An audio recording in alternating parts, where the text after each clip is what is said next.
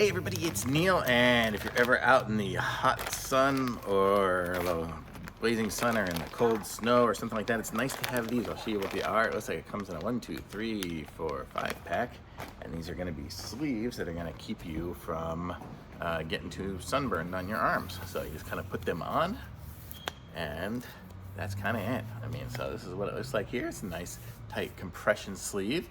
These would be good for like biking and stuff. So when I'm out there and it's just too hot and too sunny, so I don't burn myself, I can wear this. I got the helmet covering up some of this part, so don't have anything covering these. So these will cover it now, keep me from getting burned.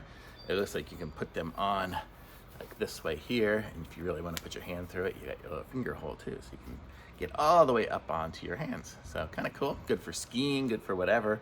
So I like it, thumbs up. It's by Achiou, I guess, Achiou. Achiou, A-C-H-I-O-U. That's what it is, A-C-H-I-O-U. Awesome, thumbs up.